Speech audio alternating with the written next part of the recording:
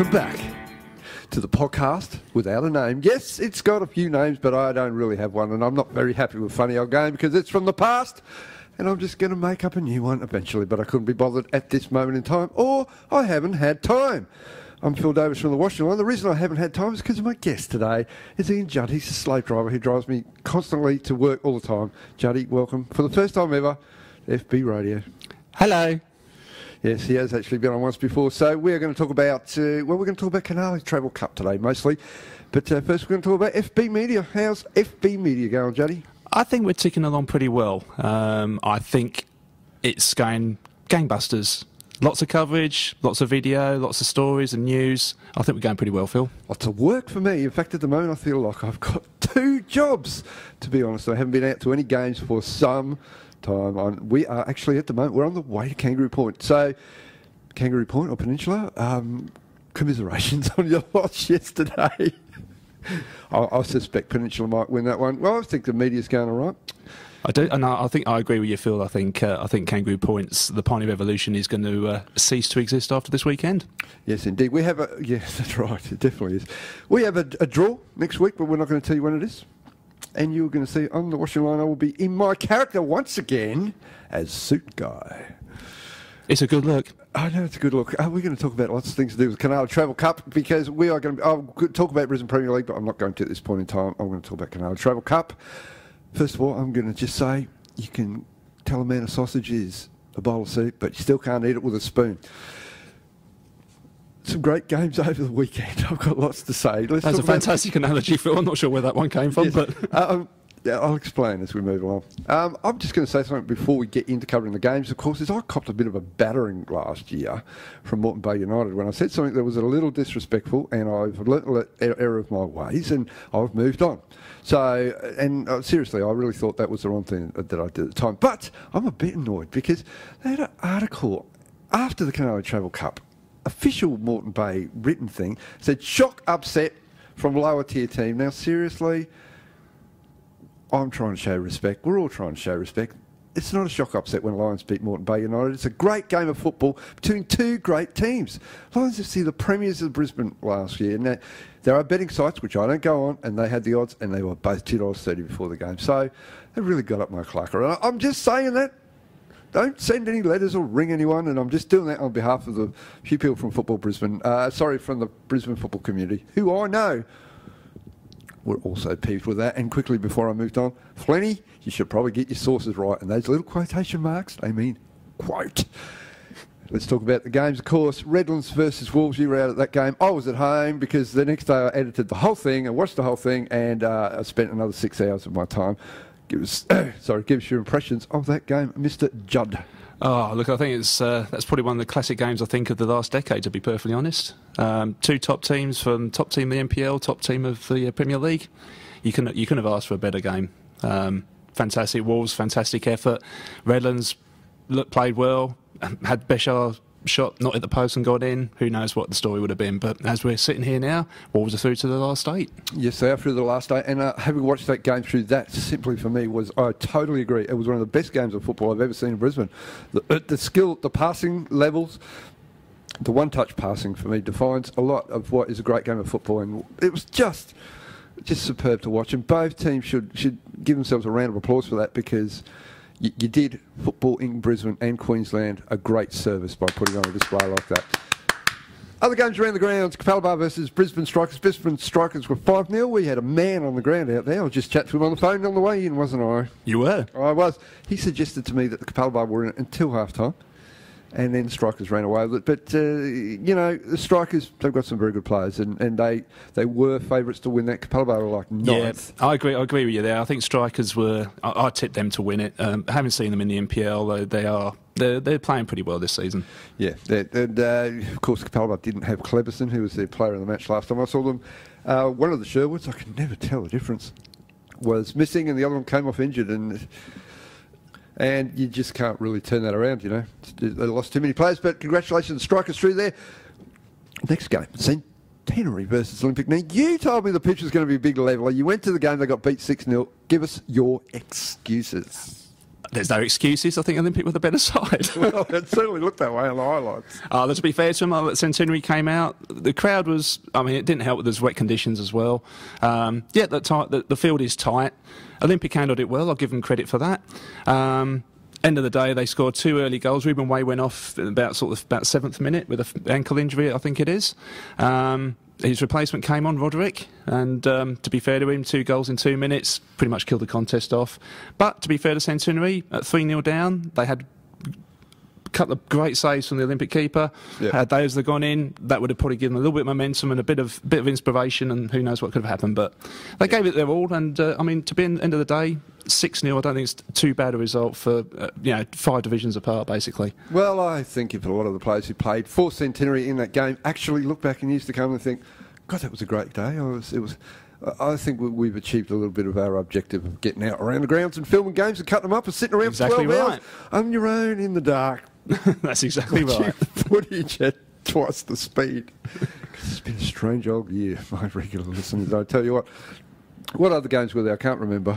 We had Ipswich Knights and Western Pride, the Ippy Derby. Yes, the Ippy Derby. Now, I just was going to... There's something going to... You see a game like that and you know the players. There's quite a few players that have played at different clubs. You know what level they're at. And I just knew Ipswich should win that, just because I knew the difference in quality between the players. And that's how I judge the BPI and the NPL. Yeah, I totally agree. It's, I edited that game as well for the highlights, and to be fair, Pride were never in it really. No, and Ipswich are a lot better than people might think. I think they'll finish 5th this year. I think the challenge East for 4th spot for sure, but they've got some quality players. And Daniel Cunha. Yeah, and he was inspirational. He was a major impact in that game too. Yes, he was, and he didn't get sent off. He didn't. Well, they did have try. He did try. Try once, yes. Well, it wouldn't be Daniel. Yes, of course. Well, Ipswich ran away with that. They'll go into the draw. And the other game was... Rochdale and Holland Park Hawks. Rochdale and Holland Park Hawks. Now, one of our team members, Mr. Schaefer, suggested that Rochdale were lucky to get past Holland Park. Editing the game, I would reasonably agree with him. I think, to be fair to Rochdale, they did have a number of opportunities over the Hawks, but the goal was... I felt the goal was a bit lucky. Hawks keeper thought it was going wide. It snuck in on the inside of the post and went in. Yeah, well, I've got a slightly different opinion. Having just watched the highlights, Rochdale probably should have won it, and they did. And that shot, I mean, God, you think Peter Cech would have got that? No, he would have got it, but I think he should. He thought he had it covered, and it went in. Reminded me of me taking a penalty. That did. It went right in the bottom corner, in off the post. Keeper just standing there. Thought he was going to drive the right way. So Rochdale are through, and Holland Park. Well, there was a terrific season. If there's any good representation of where football's heading, Holland Park are a growth club, and the more they get results like that, the more they get games, the more juniors they will draw along. So, and look, I mean, let me add, that's full credit to them, and bearing in mind, as I think it was David Dunn pointed out in the week, about 4 or 5 seasons ago, they were playing Church League. About 6, 7 seasons ago, they were playing Church League against me. Isn't that incredible? So they've come a long way. Fair play to them. Very, very long way. And there was another game.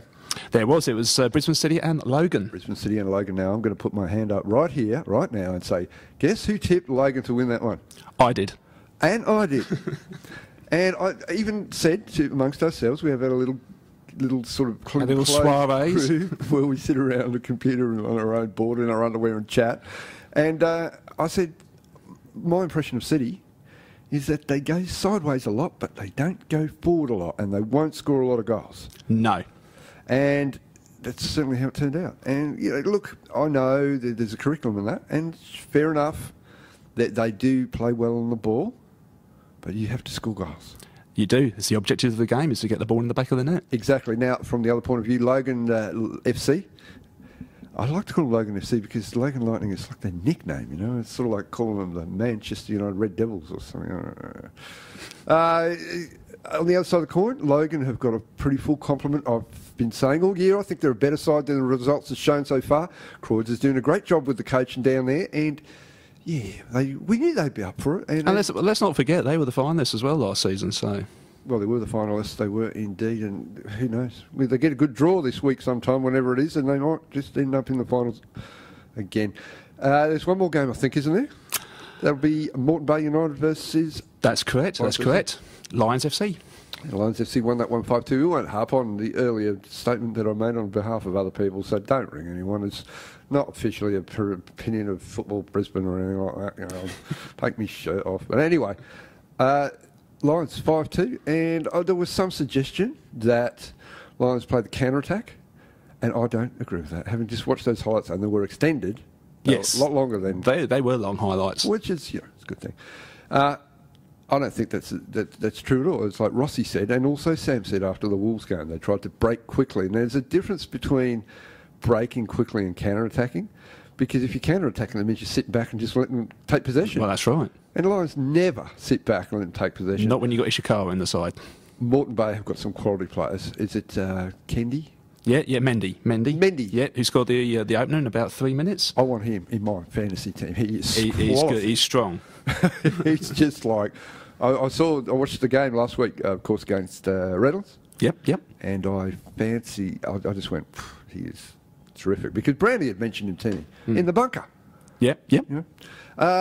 From Moreton Bay point of view, they'd be disappointed to lose by that many. But from a Lions point of view, without their two main fullbacks, Simic and Thingamabob, That's the one. they did a great job of reshuffling. I said before going into that game that for Moreton Bay United, they had conceded 9 goals in 2 games. That's right, and I think that was a telling point in the end. It was the telling point. Now they've conceded 14 in 3 games. Yeah, and you can't win games when you're conceding like that. There are very few teams that don't win when they score 2 goals. I mean, even against the Lions, I think if Capalaba had scored 2 against Lions, they wouldn't have lost, would they? No, they'd be no. into extra time. That's correct. So, yeah, that's what happened all in the Canali Travel Cup over the last week or so, and we hope you enjoyed it. I'm going to be doing this as regularly as possible now. We've got the setup working, and that's Juddy, and you never know, he might be around. Who knows he'll be around. Got a guest lined up for the next one. But before we go, I might tell you a joke. Oh, here we go. Sergeant Jim Bellos. Everyone knows Sergeant Jim Bellos, right? He goes to heaven, right? He gets to heaven, and of course, Sergeant Jim, he's community liaison officer. He's Queenslander of the Year. He's obviously going to get into heaven, and God's there, and he says, look, Jim, he says, Sarge, you are one of the best candidates we've ever had come here. There's never any question. We might even have a spot for you as Archangel. Would you like to be an Archangel, Jim? And Jim said, of course I'd like to be an Archangel. And he said, well, there's one qualification apart from what you've usually got. He said, you need to prove that you've been particularly brave in your life to be an Archangel. And he said, all right, well, I was a policeman and a referee. And God says, that's true.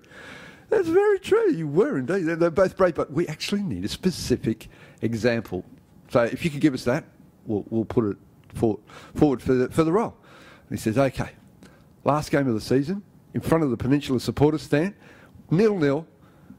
The premiership was tied, with goal difference was in favour of Wolves, 0-0, and I sent Jack Reevesby off, gave him a red card and awarded a penalty to Wolves in the 92nd minute. And God says, that was really, really brave. He said, can you tell us when that happened so we can look it up? He said, it was about 30 seconds before I got here. Very good, very good. That's your joke. Boom, I'm boom. a comedy act. We'll see you on the draw. Thanks for listening. Bye-bye.